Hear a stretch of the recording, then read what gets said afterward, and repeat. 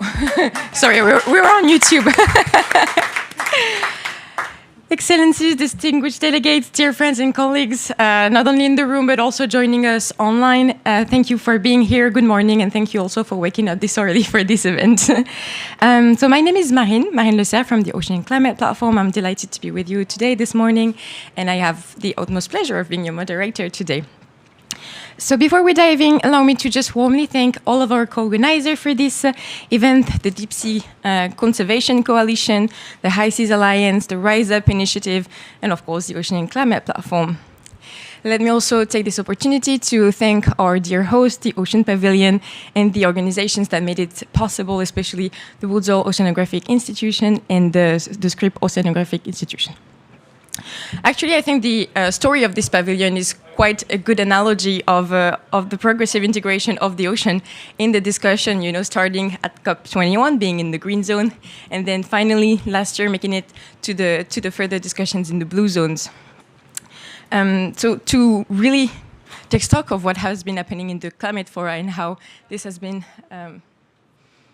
impacting ocean governance, I would like to start by inviting on stage Thiago Pitaecunha, the CEO of Oceano Sul Foundation, to provide some welcoming remarks. Thiago, the floor is yours. Thank you very much.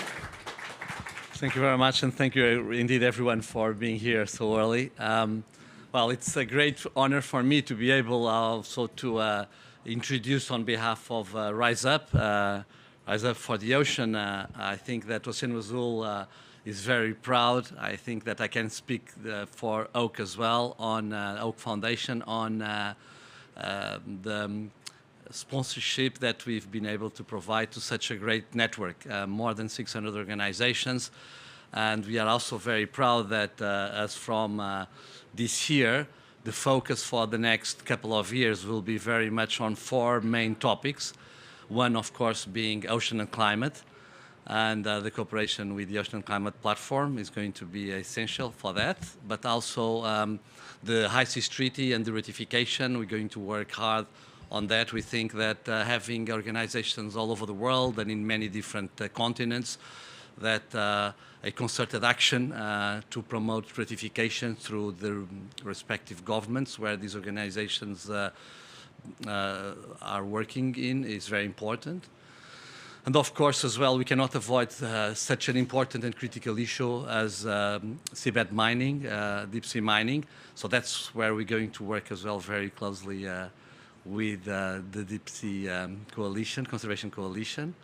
And also there is one, and of course, small-scale fishing. That is something that is very high on the call to action of Rise Up, giving the word also to small-scale fishers and to coastal communities is very important for this network. Just a few very brief words about oceans and climate. I said this on Wednesday. It's still quite clear, of course, that if these UN processes were a sports competition, it's quite clear that the oceans were not playing in their home ground here at COP, climate COPs. So we are still playing not at home here. So it's very important that we bring the importance that the ocean has for climate, especially also for climate solutions. So we would love to see more nature in the COP declarations. We would love to see the recognition that there are processes such as the biodiversity framework that needs to be recognized and integrated here as being a very important component of the solutions. But at the same time, we think that it's important to speak about ocean in climate conferences, but is equally or even more important as well to speak about climate in ocean conferences. And so if we were a sportive team again, probably our home ground would be the UNOCs, the UN Ocean Conferences. And in this respect, I think it's going to be very important that the coming UN Ocean Conference in Nice in 2025 will be able to address the issue of climate and the interconnection with ocean very clearly on a very high political level. So this is where we stand. Final word probably for science.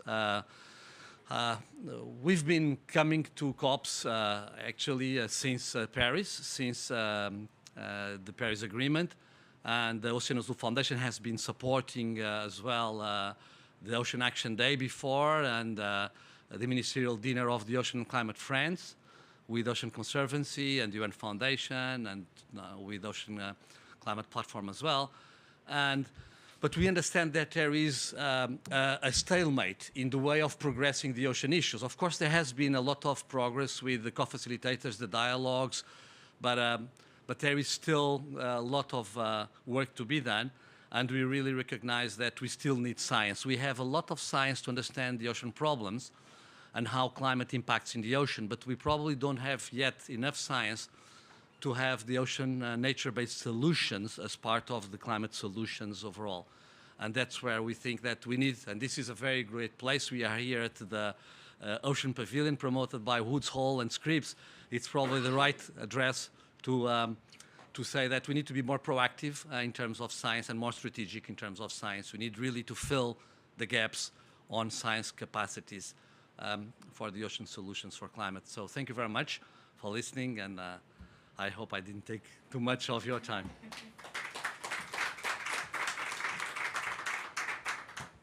Thank you very much, Thiago. And I think you, you touched upon a lot of topics, and this shows really that small-scale fisheries, biodiversity, everything at the moment is really addressed in different for us. And it's important, as showed in the video, that we think about the ocean as something that is where it's only one ecosystem, everything is connected. As we say, we only have one ocean. So I think this is something that we really want to discuss today, and for that we really wanted to highlight also the victories of the ocean, especially this early in the morning. It's important that we focus on the victories, and to have a more in-depth discussion on this topic, I would like to invite all 4 panelists to join me on stage. And I think we can give them a round of applause. Yes, exactly. So here you really have the representatives, the experts of the different more relevant, most important conventions related to the ocean. We have Loreley Picourt, Executive Director of the Ocean and Climate Platform, Julika Tribukait, Interim Marine Program Director of WWF Germany, Rebecca Hubbard, Director of High Seas Alliance, and of course, Owen, Director of the Deep Sea Conservation Coalition. So thank you again for being with us today. It's a pleasure, actually, as a policy nerd, to be able to have discussions like this one. So without going too much in details, thank you. I'm just going to kickstart directly the discussions. As all policy nerds, I'm impatient to dive in. So I'm going to start with you, Loreley, since we're at the climate COP28. I would like to ask you how the ocean climate nexus has been strengthened recently under the Paris Agreement. And hopefully the mic works. Hello. Yes. It does. Thank you. Thank you very much, Marianne. And hi, everyone. It's great to be here. First of all, welcome to the new friends that have joined us on week 2. And congratulations to the ones that have made it to week 2. It's been tough this morning.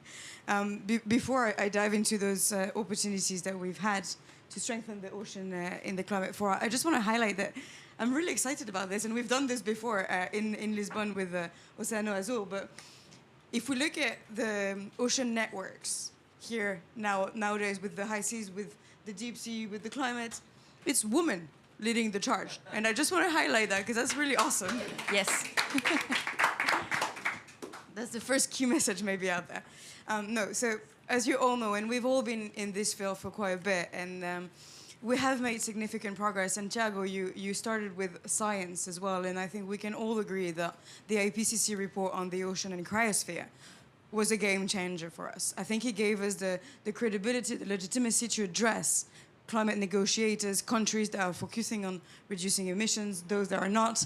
But as we have heard also at COP28, and I'm joining the Angry Peter road towards week 2, we're still hearing from leaders that climate change is not caused by fossil fuels. So it's not because we have an IPCC report on the ocean that we have, achieved all that we needed. So we do need to fill these gaps. But we also need to be a bit more disruptive, I think, about all of this approach. And having scientifically sound science and policy is a first step. In terms of progress we've made since COP21, of course, we've had also a number of countries that have been championing this work. We've had the Because the Ocean initiative that was launched in Paris in 2015, spearheaded by Monaco and Chile, and now, you know, the Because the Ocean initiative doesn't exist anymore, but this warmth for the ocean and this coalition of parties has continued with the Friends of Ocean and Climate. And we now have about, 30, 40 countries that are genuinely contributing on how to turn the tide and really change this narrative about having the ocean as a solution in the climate strategies. And if we look at the policy side of things, we are quite excited actually to see that since 2015, when the first intended national determined contributions were submitted, we had a number of countries that mentioned the ocean as a reference. So it was mostly about the impacts in terms of ocean acidification, the oxygenation, but really how the ocean was suffering from the impacts of climate change. A few years later, that we have analyzed the NDCs, we'll also see that a growing number of countries, from 70 to 100 countries, are actually including real measures, from the protection of blue carbon ecosystems to marine spatial planning, including, you know, more climate resilient fisheries, as well as the decarbonization of shipping and scaling up ocean renewable energy. So we're seeing a real progress in that sense. Now we need to do better, we need to quantify, we need to connect the dots, and that's one of our obsessions, I guess. And the platform is building those synergies. How do we make sure that we echo those objectives that refer to biodiversity, to the high seas, and to climate change as one in those national strategies? Of course, you know that I have a number of hats here, one of them being the focal point for the Marrakesh Partnership on Ocean and Coastal Zones. So I also want to highlight that every single milestone that has been achieved with regards to the ocean in the climate fora is also due to the mobilization of non-state actors. And in this climate convention, we have a mandate. We need to celebrate that as well, because it's not necessarily the case elsewhere. We have a mandate to convene all stakeholders, from industries to NGOs, including scientific institutions. We have this space where we can raise ambition, where we can actually challenge what is being done outside of the negotiations rooms. And that's an area where I love to go, because we see all these crazy initiatives and these crazy people as well, quite frankly. I mean, this community has to be a little bit crazy to drive so much work. So we have now these ocean breakthroughs as well that have been realized with the work of organizations that are probably the best organizations in the field. But the bottom line with this, not bottom trolling obviously, but the bottom line here is, again, week 2, is that through collaboration across the boards, we can genuinely make a change. And now that we have a vision, we need your help to implement it, and we need to make sure that this is done in a positive manner to influence parties. So I think that we have done a lot of work in the climate fora, but we still need to do more. And I think it's up to someone else to speak more. Thank you, Loreley. What I think really is interesting about the climate convention is that the ocean was only a word in the preamble, and then we had to really, build it to integrate it and mainstream it without the climate convention. And within the biodiversity fora, it's quite different, because the CBD mandate covers all life on Earth. It doesn't really make the distinction between land and ocean. And so the ocean was there, but it was lagging behind. So the question really about the next year is, how do we try to keep up the pace? How do we try to make sure that the ocean is not forgotten and lagging behind? So Julika, that's actually leading to my question for you. What does the recent adoption of the Global Biodiversity Framework in December 2022 mean for the ocean? How does it help to do that? Thanks, Marine, and good morning, everyone. Good to be here. I'm actually quite excited that there's so many people this early. I have to admit, I'm still quite rested. I just arrived, and congratulations to everyone for an excellent week 1. I think we saw a lot of ocean action already. But returning to the question, I don't know how many people in this room actually attended COP15 or also did follow CBD negotiations. Okay, not that many, few there in the back. So everybody obviously got that this was a historic moment. I actually was really impressed. I've been working on environmental policy, environmental conservation for about 10 years. And really over the past years, like how the whole topic, not only on oceans, but on nature in general picked up was quite impressive. And then, of course, this was a landmark moment. It was really on the edge, but we succeeded. What did it mean for the ocean? As you were saying, the ocean was covered before. But I always got the feeling within the CBD negotiations, the oceans were a bit siloed. So there was this whole negotiation stream on abscess, ecologically and biologically significant areas. What the GBF now did is really make oceans relevant throughout. So we have 23 new targets, ambitious targets, and we managed to get 30 by 30 in there, which is the most important, I think, and the most referenced. But not to forget about spatial planning, effective management, and restoration, covered by Target 1 and 2. And they explicitly say landscapes and seascapes. So the ocean is spelled out. And I think that's really thanks to, or a lot thanks to the effort of a lot of people being here today. So the whole civil society group, the movement that we've seen in the UNFCCC kind of came to the CBD, and the crowd just grew bigger, and it was a big push. We also got some new goals on fisheries or related to fisheries, goal 9, and of course, very important, nature-based solutions mentioned in goal 8. It was a long way. We got the framework now, but now it's really about implementation. So of course, really important means of implementation, financial means, as usual.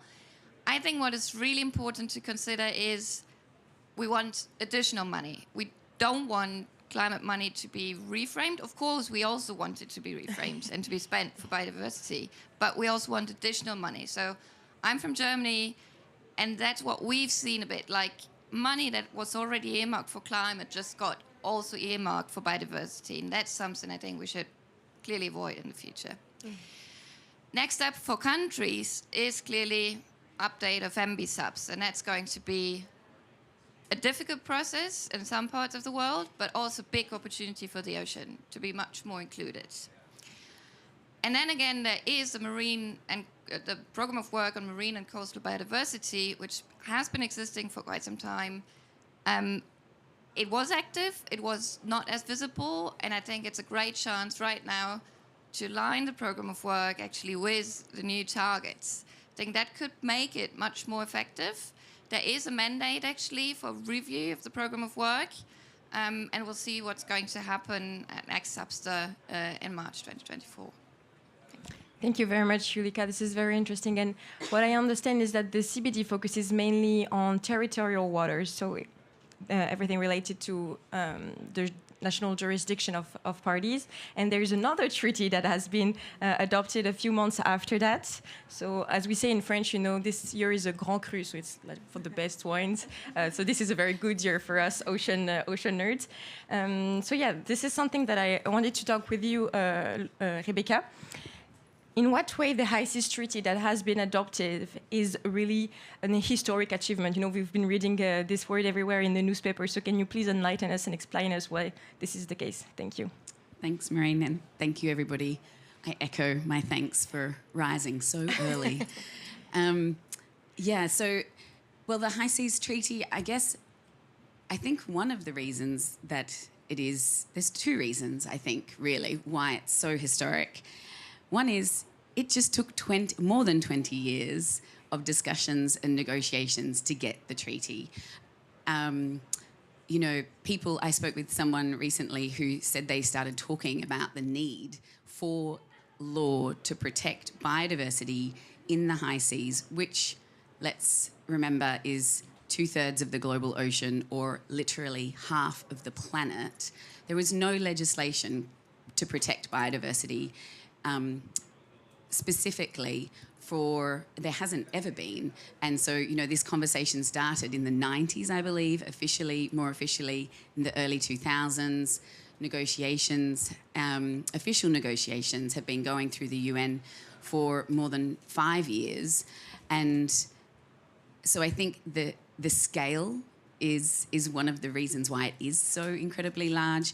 It feels these governance gaps, which have been obvious to many for a long time. We have other international bodies that deal with the seabed, that deal with fisheries, that deal with shipping, but we haven't had a law that specifically acknowledges the importance of protecting biodiversity and of ensuring that our activities in the high seas are sustainable.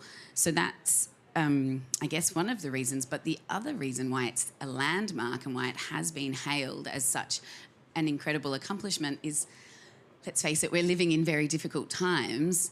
193 states to the United Nations agreed unanimously that we should protect the high seas, that we should protect what's in it and conserve it, and that we should live this role of stewardship, and that we should all benefit from the resources and the wealth of life in the high seas. So I think that, you know, it's really been hailed as a feat from multilateralism, and at this point we all need a bit of hope because there's quite a few challenges, and it's fantastic to hear, you know, just these reflections on how far we have come in recent years.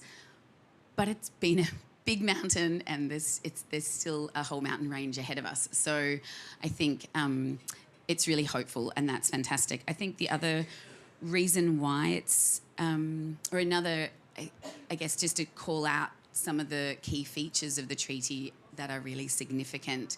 One, it gives us the legislative framework to be able to create marine protected areas in the high seas. So that is incredibly important.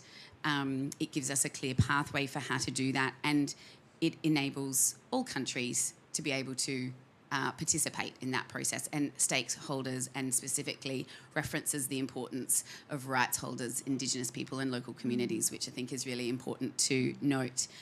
It also will give us the ability to have more thorough and transparent environmental impact assessments of new activities in the high seas. And I think this is incredibly pertinent and important as we go forward, particularly as we see these new kinds of activities like artificial geoengineering proposals for the ocean, which pose potentially very large risks to ocean biodiversity and the ocean ecosystem functions and services that we all rely on. The marine genetic resources, and basically the treaty really, the other thing besides the biodiversity aims and incredibly important pillars, the treaty really addresses equity in a way that I think we haven't addressed in other legislation. So it clearly spells out that there should be fair and equitable access to the benefits from marine genetic resources. So all that amazing marine life out there that's providing genetic data and key ingredients to things like pharmaceuticals or cosmetics and other engineering products, they're from resources in the high seas that are the global commons. But traditionally, only certain parties have had access to those resources and the benefits, both financial and informational. So the treaty does, I think, go a great way to really levelling the playing field to access to those resources, which is really important, particularly for people in the global south. And I think we can't go beyond, we have to make a special notice of that, and particularly as well the capacity building and commitments to capacity building and finance to help other developing nations implement the treaty, because we, again, as an equity issue that we all see here, you know, the global south has traditionally it's not a tradition, it shouldn't be a tradition, historically copping the brunt of climate impacts and the impacts from our biodiversity destruction.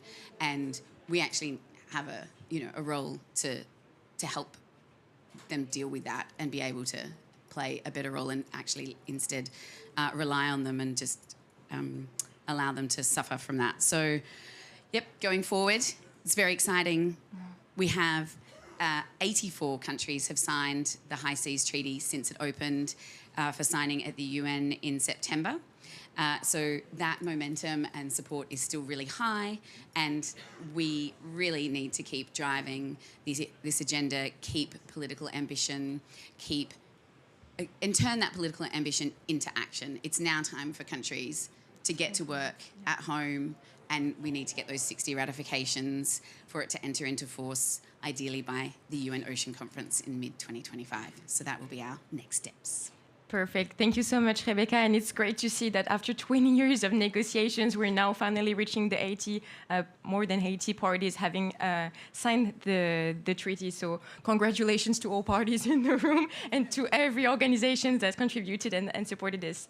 Actually, that made me circles back to civil society, because both Loreley and Julika, you both mentioned it. I think it is really a key component of the momentum. And we've seen civil society mobilizing more and more. There's a growing momentum to protect the deep sea, and I'm now looking at you, Sian. How is the protection of the deep sea progressing now in the international agenda? Yeah, thank you, Marine, and thank you for having us here today as part of this amazing panel.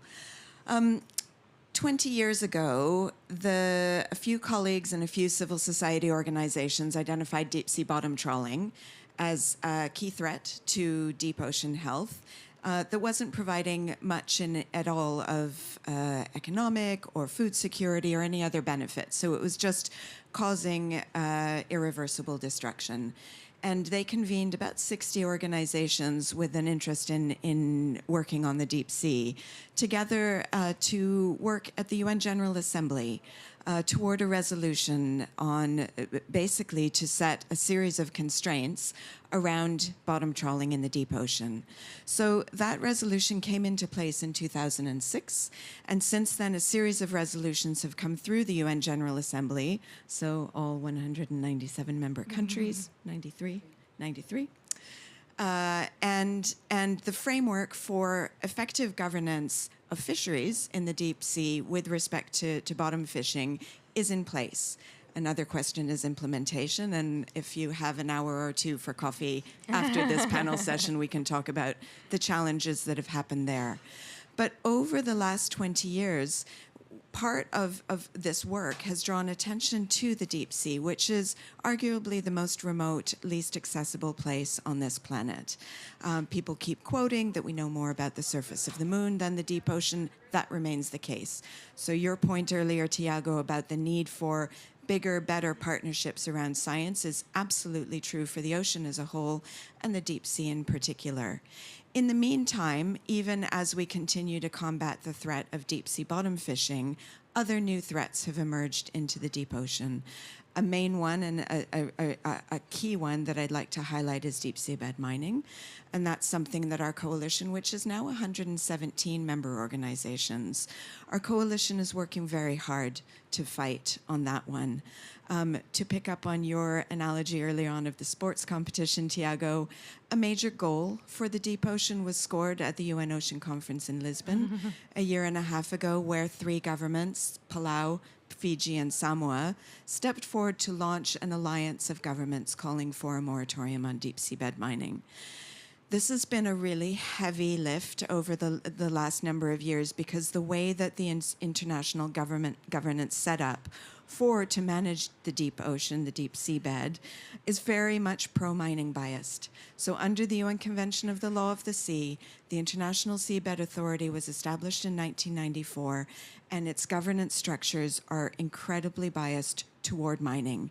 So that has been the expectation in all of these years of negotiation in Kingston, Jamaica, that mining will happen, that a regulatory framework or a mining code needs to be set up in order to regulate for mining.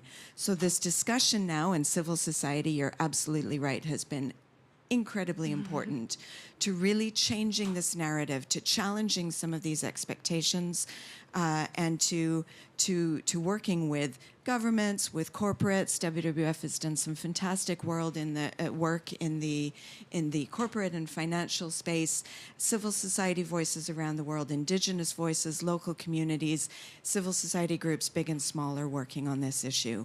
So these are 2 major ocean governance threats. I would say a third one that I'd like to highlight that has come up frequently this week is ocean carbon dioxide removal, which again seems to be being approached as a fait accompli, as something that people are expecting, yes, this will happen.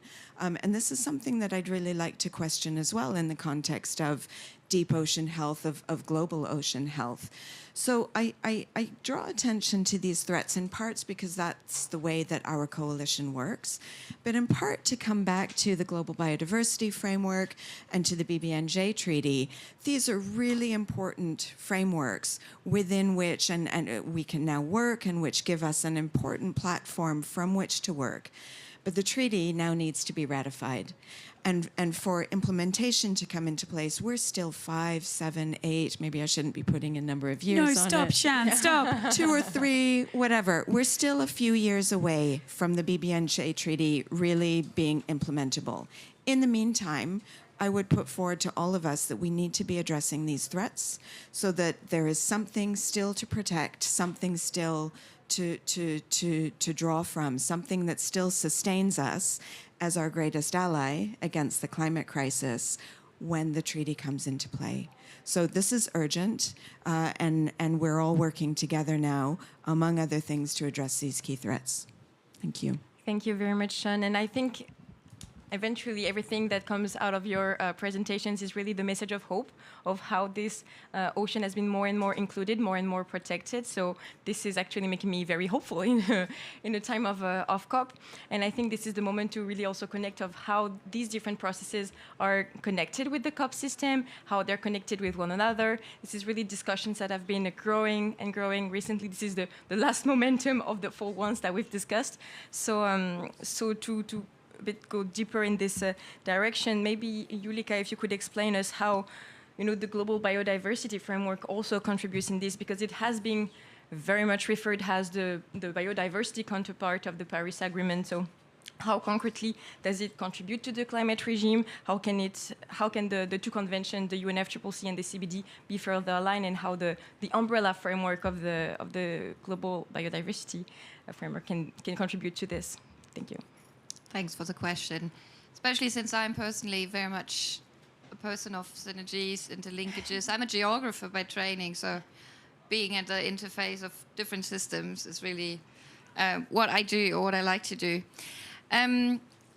Maybe to start off, there has been quite some discussions this first week already. Those of you following the negotiations might have heard on better alignment of language. So we're looking. Obviously, everybody's looking at the GST, so that's an obvious space. But a little forgotten, and on the sidelines, was the global goal and adaptation. In general, I got the feeling that the whole topic of adaptation was a bit, neglected during the first week. Not much progress made. And especially here, I think it's quite important that we align language with the new GBF targets, especially with Target 3 and the language adopted there, to highlight that if we refer to nature, that includes land and seascapes. To everybody who's been working in the ocean, that might be very obvious, but that's what we've been doing for years. Everybody probably in this room just reiterating, okay, let's not forget about the ocean, and we need to spell it out. Secondly, there is, and that's not only for the CBD and the UNFCCC, but I think overall, looking at multilateral environmental agreements, we definitely need to work on better opportunities for joint reporting. How is that done? Easiest way, I'm saying that's easy, it's definitely not easy, is through joint indicators or making use of existing indicators. And there's big opportunity with the GBF right now to better align with indicators and the UNFCCC and vice versa. So GHG inventories, for example, have been suggested and included. Then looking more into the direction of implementation, or how do countries deal with that, and how can countries contribute to better alignment. So we've talked about the update of the NB subs, which will follow the adoption of the GBF. And as everybody in this room probably knows, next year, the next round of updates for the NDCs is due. So that's, again, a good way to align efforts to make sure that commitments, promises made in NB subs are made under the NDCs as well. Goes together with the synergies in terms of indicators and reporting. And I would also like to mention that I think there's potential for the NAPs as well. We're always talking about the NDCs, but there's definitely room for more. Another quick point, so I referred to nature-based solutions being mentioned in the Global Biodiversity Framework, and that obviously includes marine nature-based solutions. So just very recently, there has been NBS consultations taking place in Nairobi to advance the agenda and also to see how NBS that are luckily finally included in both conventions could be advanced. And part of this discussions was also to maybe come up with a joint working program between the UNFCCC and the CBD. I think that's an interesting idea. Nothing was agreed, but just to put that out there, I think that could be a good way to operationalize joint work and tools of implementation, means of implementation in the future. Very last point, I think where the connection, thanks for mentioning CDR, CCS, like the big topic all around. So I think the biodiversity and climate interconnection definitely needs to be highlighted much more here. We should have a look at the Biodiversity Convention. There is provisions on geoengineering. We don't have a clear definition on CDR, geoengineering, the overlap, and the UNFCCC yet. But I think it's definitely worth to have a look at, okay, what's been discussed under the CBD when we talk about CDR and actual nature removals here under the UNFCCC, just to make sure that we're not using the ocean as a dump and modify it in a way that can't be reversed. I'll leave it here. Thanks.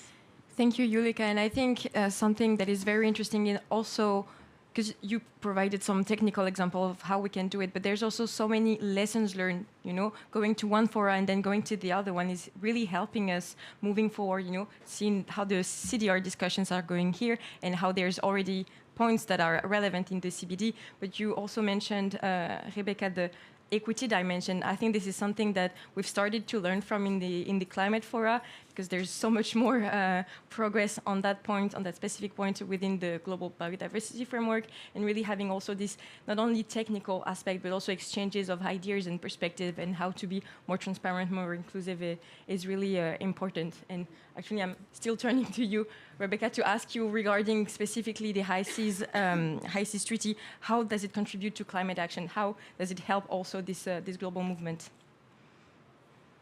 Thanks, Maureen. Yeah, I think, well, essentially, as we've all recognised, the ocean is our biggest ally in the fight against climate change, and the high seas is 2/3 of the ocean. So it's really that simple. It is so big and so important that we must do a better job of protecting it, first of all, and managing and decreasing our impacts on it, secondly. Obviously, this is one of my favourite topics, actually. It's leaning into this policy space, people. I've been involved in the ocean and climate conversations for a few years, and I came at it from fish. And because the ocean biological pump, the carbon pump in the ocean, is absolutely essential, a thriving, healthy, resilient carbon pump or biological pump, whatever you like to call it, it's filled with life. And it cannot do its job if it's not filled with life and also not dumped on entirely. So, ensuring that we have sustainable activities in the high seas, that we protect large ecosystems and large areas effectively in the high seas is essential to protecting and sustaining that biological pump that ensures that the ocean can continue to be our best ally. Of course, the treaty also provides that legal framework to create those marine protected areas.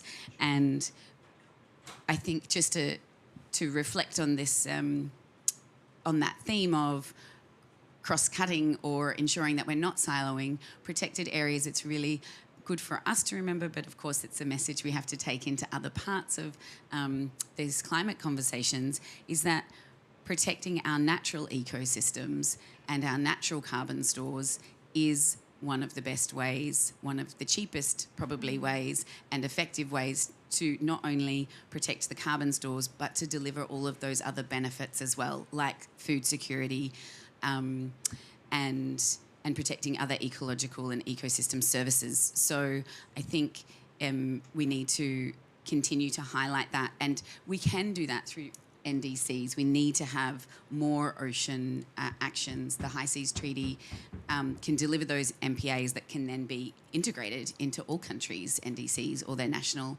adaptation plans, because obviously we'll need multiple countries to propose, support and manage those High Seas MPAs.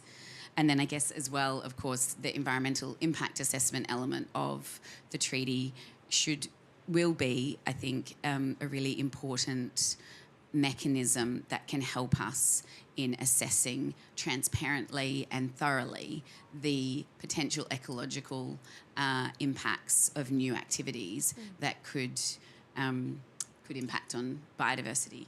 And yeah, leave it at that. Thank you, Rebecca, and thank you also specifically for touching upon the question of food security, especially now that at this COP, food security, food resilience is quite a topic. So thank you also for connecting the dots here and trying to see how it's ocean, climate, biodiversity, but also people. And for this people dimension, food security is one of the major priorities, one of the major concerns. So thank you for that. And this brings me to my next question that is for you, Sian. And that's, we've been talking about the CBD, now the high seas. Can you also explain us how the deep ocean biodiversity can be addressed through the UNFCCC mechanisms? Thank you. Sure, thank you. That's a tough question.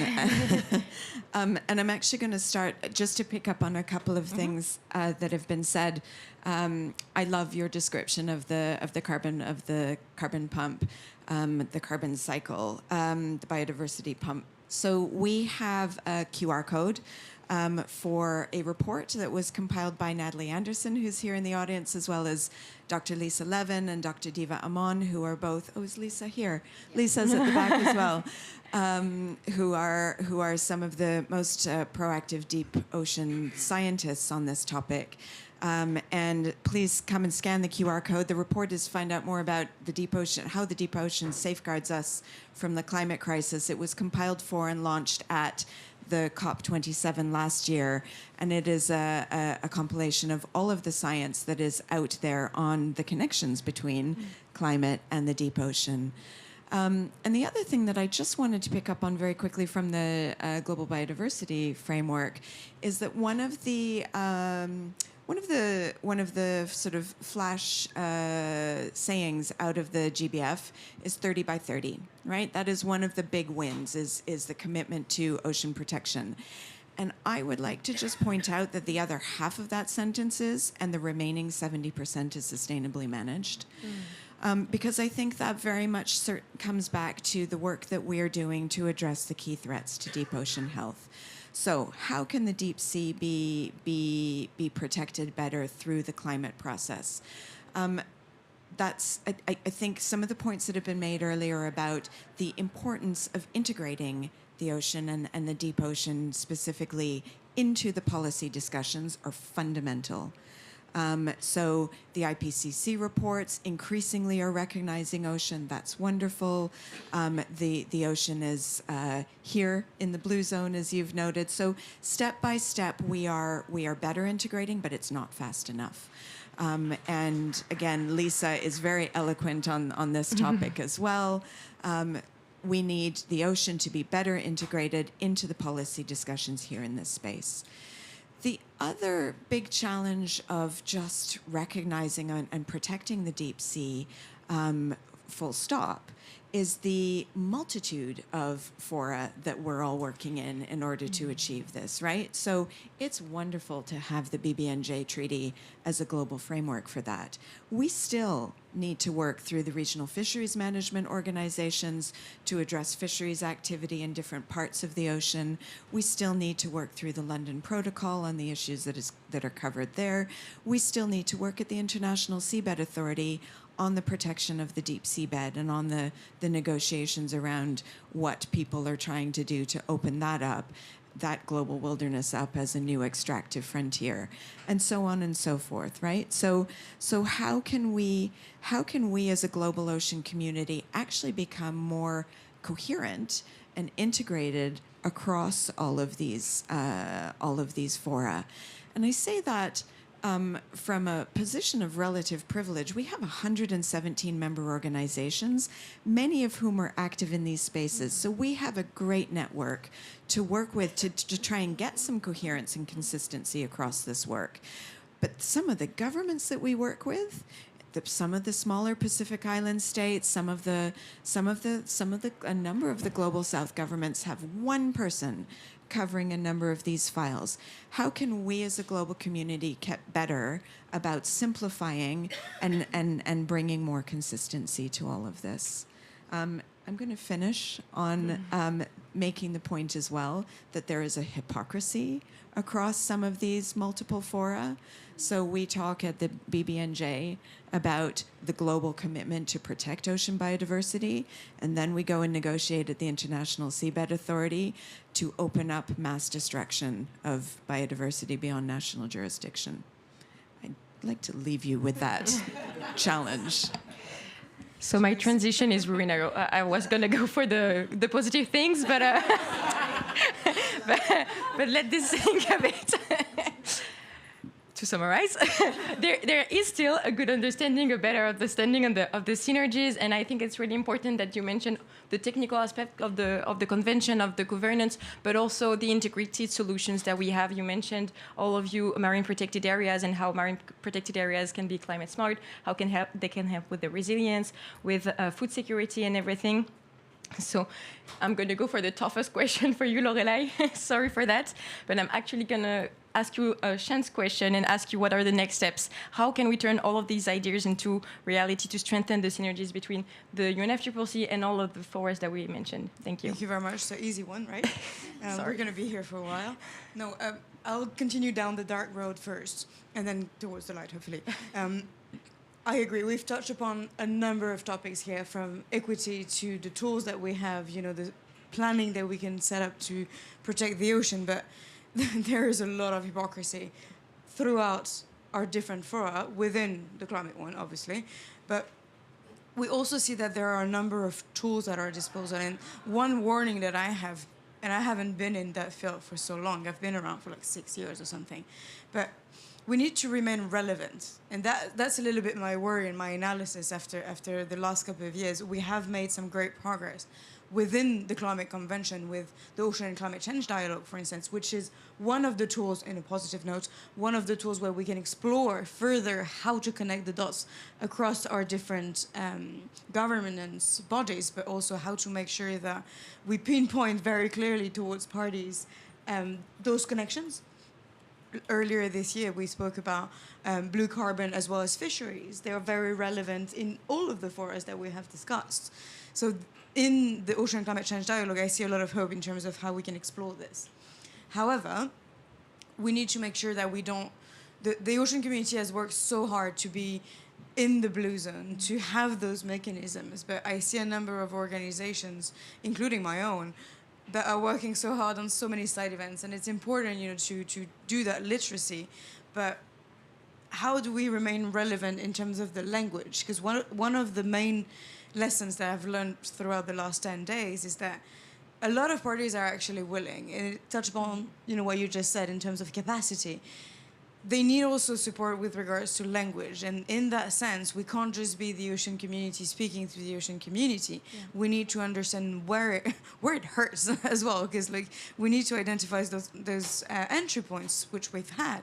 But how do we make sure that within the global stock take, for instance, it's not just about having a reference to the ocean. It's not a matter of words anymore. How do we make sure that this is one tool that we can use in the future to make sure that those guidelines are being developed, that there's accountability for what we're saying over the couple of weeks that we have for COPs. So that's one thing. How do we remain relevant within the very technical mechanisms within the UNFCCC? But how do we work collectively to make sure that when I come next time to the CBD, our language on climate change can also influence the negotiations within the CBD. I mean, I do have a lot of empathy for the negotiators that are here for 2 weeks, spending 20 hours a day in dark rooms most of the time, blasting air conditioning. How do we make sure that when we speak with them, not only we convey a message of hope, but we are actually useful to their work. We facilitate their engagement onto the ocean. I think that's one thing.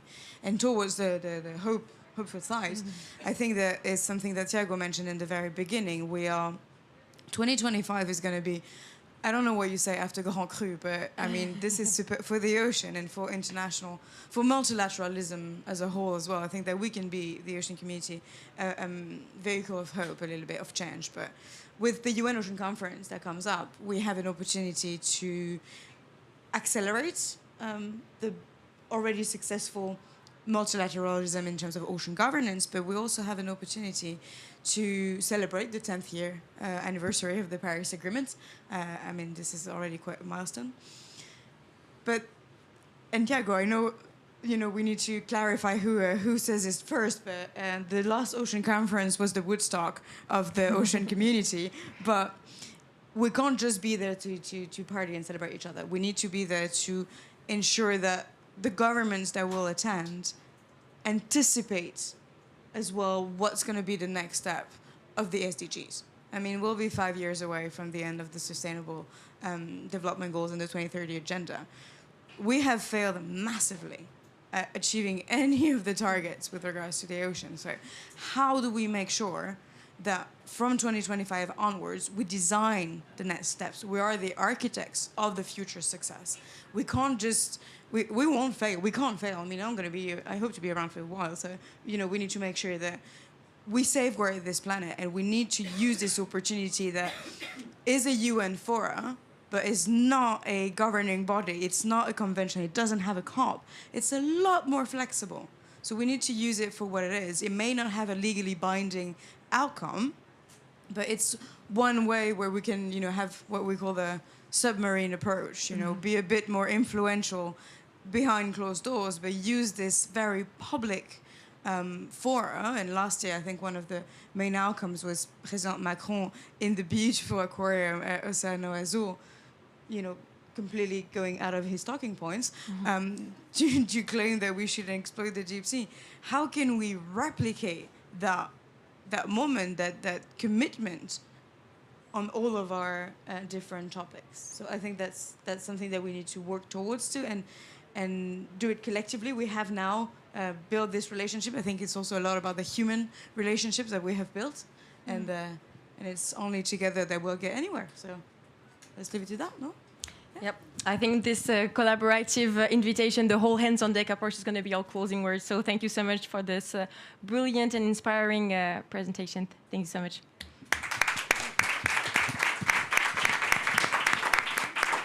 Unfortunately, I don't think we're going to have time for the Q&A session. I think it's going to be a bit short, or maybe one very, very quick question. There's actually a lot of questions.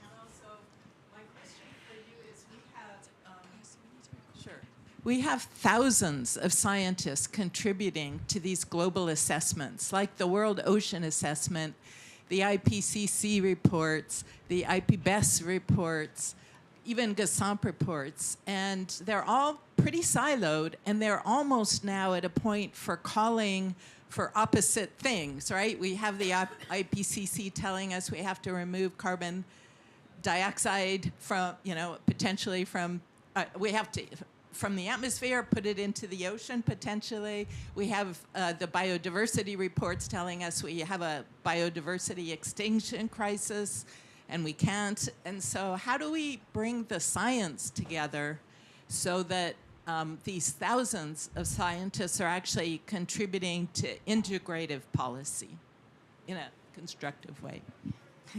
Thank you, Lisa. Actually, you have been an incredible example of that, because you have been part of a lot of the conversations on the deep sea, but also on the climate. So we need you, basically, to come around a lot more often. But on another note, we have seen increasing collaborations, for instance, between the IPCC and IMPES, to make sure that we connect the dots also across the fora. But I think one of my frustrations, I guess, with the scientific community as well, is that we need that science, we need that voice to go beyond providing conclusions and providing scenarios. We need you to get as angry as Peter and tell us really what is tragic and what we should do and what we shouldn't do. I think there's a time to provide conclusions and a time now to really alarm. And in that sense, we need to work a lot better, I guess, within our more governance-oriented or policy-oriented organizations to scale up massively this science to policy approach, so we can build a language that is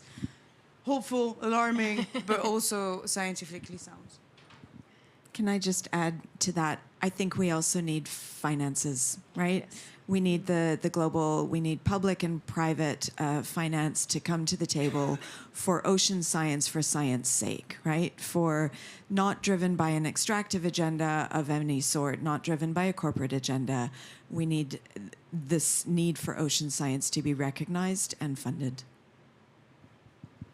Thank you very much. Yeah, maybe one more question.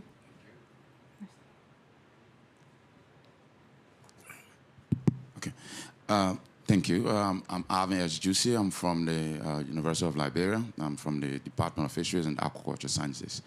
So my question is to Rebecca. You spoke about the benefits that the global south may kind of derive from the realization of the treaty. So just that I want you to kind of give a quick response on probable benefits that the global south could realize as this treaty has been achieved, and would collaboration with the global south kind of enhance these probable benefits, you think? Yeah, absolutely. Thanks for the question. So in terms of the benefits, so the thing that the treaty does is that it makes data accessible. One of the things that I think is a really strong feature of the treaty is transparency and access to data. So, historically, certain companies or countries have the money to do the research at sea, so they get the data and then they can make money off that data.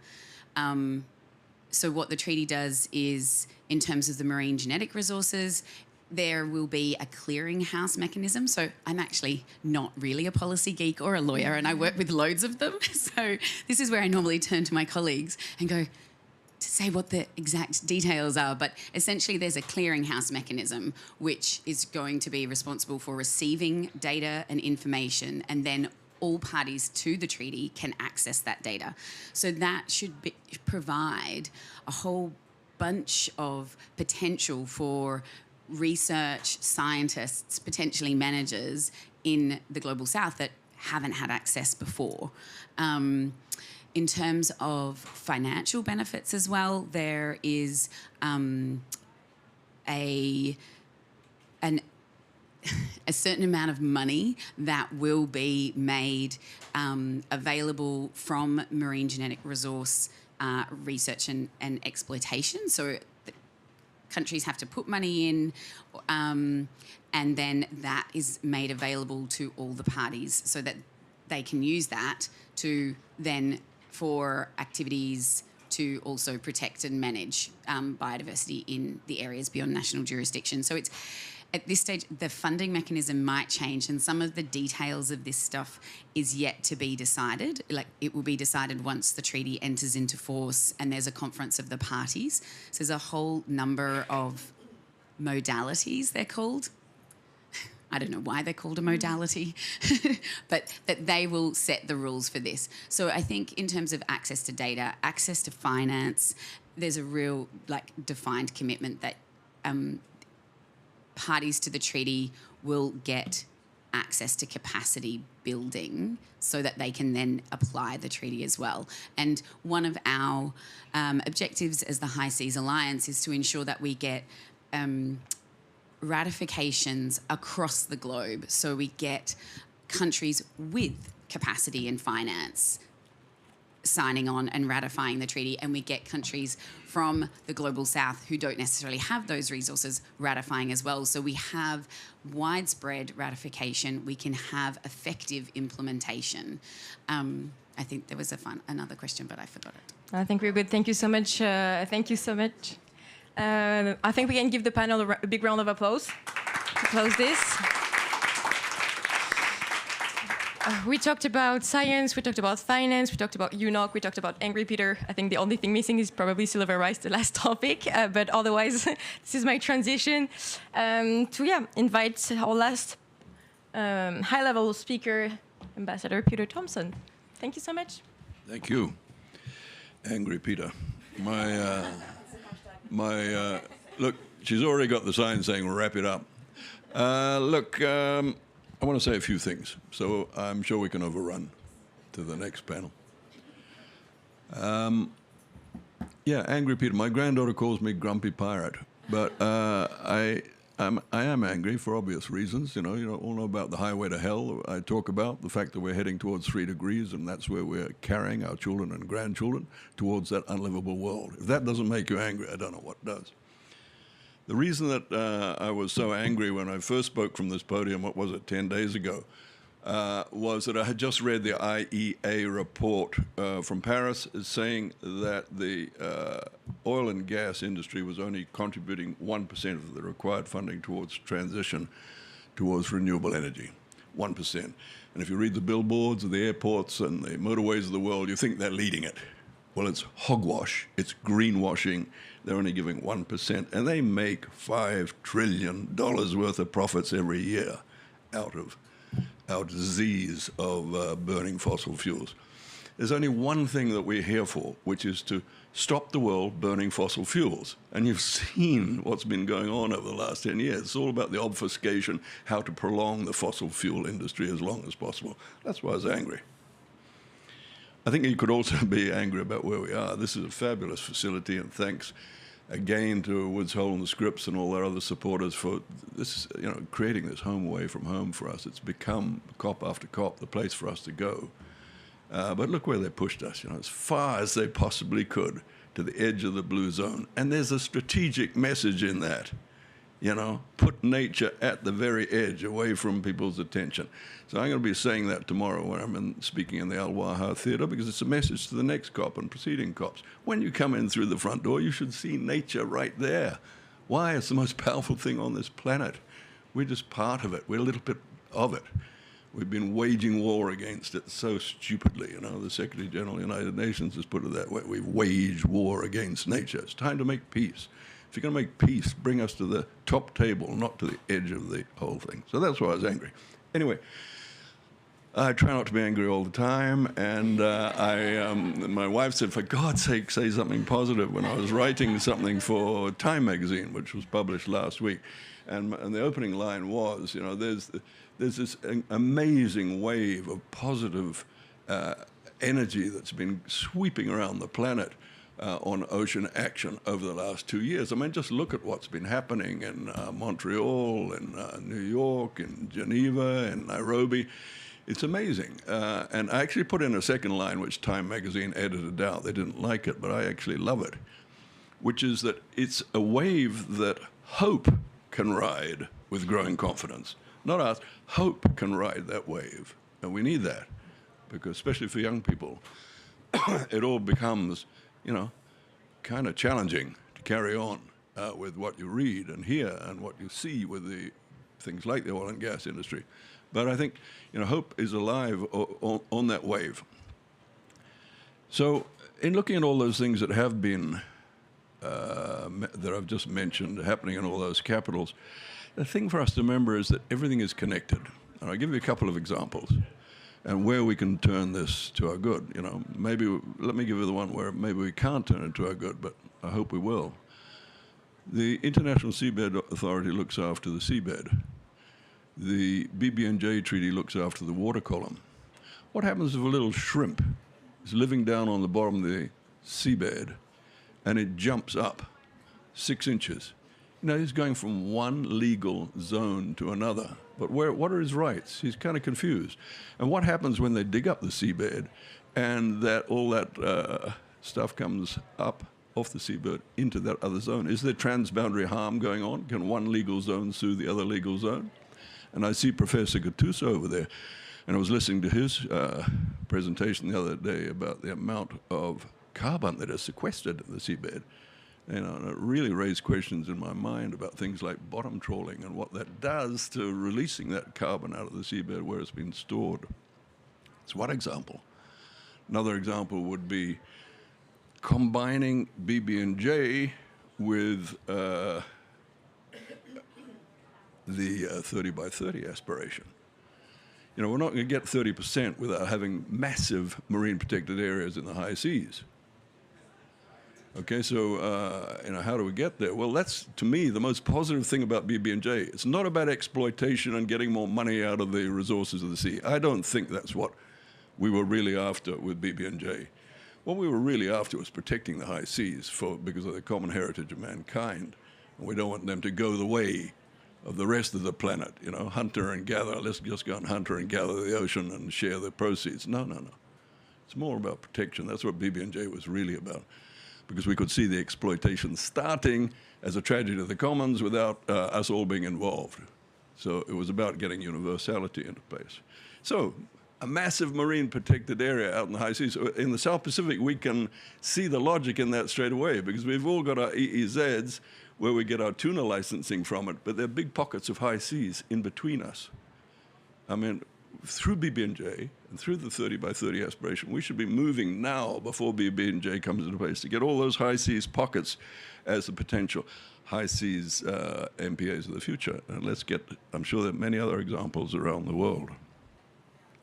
Mention was made of where we're going with this all this ocean action, and how our Nice in June 2025, the next UN Ocean Conference, can be so important in that regard. I agree, it'd be useful to discuss it there, but I think, in all probability, it'll be a UN Ocean Conference in 2028, and that will be where I think the sort of main topic of what is the succession to SDG 14. Loreley said we've been tragically deficient in reaching the targets. That's actually not quite correct. SDG 14 is the least funded of all the SDGs, but when the analysis was done for the SDG Summit this year, it was found to be the second most successful in hitting its targets. My conclusion from that is that we didn't set the targets high enough. And so, that's the kind of discussion as to what comes after 2030. It's got to be a much greater ambition. And I think 2028 will be the time that we formulate that and make that recommendation. But, we can certainly start talking about it in 2025. Ocean science, obviously, we have this really important meeting coming up in Barcelona, the UN Decade of Ocean Science, midpoint review. None of this is even worth talking about if we're not investing massively in ocean science. And let's remember that was the reason the decade was brought into place. That 194 countries at the United Nations said, okay, we hear you. We only know, rough estimates, something like 20% of the scientific properties of the ocean. We've got to make up that deficiency, because come 2030, we're going to be in very rough territory. We're going to have to make some very big decisions about this planet. We have to make those decisions on the very best of science. And if we know so little about ocean science, and if the ocean is such a big portion of the planet, there's obviously work to do. So to do anything in the interim while that decade is in place and we're amassing that ocean science, and ocean science is receiving more attention now than any stage in human history. So let's at least congratulate ourselves in that regard. But to do anything which is planet altering in the meantime, especially to the ocean, it just doesn't make any sense. We put that decade there so we could learn what the decisions are permissible. So, obviously I've got to choose my words judiciously here, but Sian brought up various points about the International Seabed Authority. 2 points I'd make. Firstly, I was a former president of the yeah, we'll finish. Firstly, the thing is, there's a very big difference between making regulations and giving out licenses to exploit. Okay, and yes, Sian, you're quite right. The authority has spent all of its existence to date on putting together the regulations, which it's required to do under law. It's also required under law, I think it's 145, to protect the flora and fauna of the deep sea. Let's not forget that. That's the authority's responsibility as well, a heavier responsibility. So there's a very big difference between the two, and we've yet to move into the issuing of license, as we can't because we haven't finished the regulations yet. Point number one. Point number two is that this is a member state organization, which is why I've had to zip my private views on deep sea mining in respect to the member states and their decisions. But it's very noteworthy, and mention was made of Oceano Azul in that moment where President Macron said there should be a ban on seabed mining in Lisbon.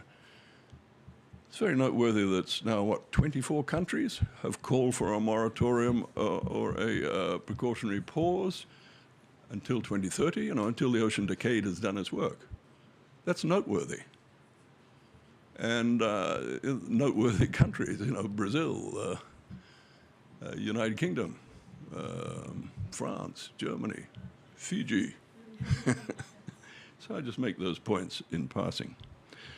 But all said and done, look, the high seas are obviously vital to the health of this planet. I see the day before 2030 when we will have started embarking on a sustainable ocean plan for the ocean as a whole. I see the day that that a plan for the high seas will include a lot more than 30% of it being protected under marine protected areas. And I want to congratulate this community. The sad thing is we just talk amongst ourselves mostly, but we are going out tomorrow, Loreley, to address the wider community. But I want to thank you all for fighting the fight that you have been fighting so faithfully for 10 years or more for many of you. Thank you very much.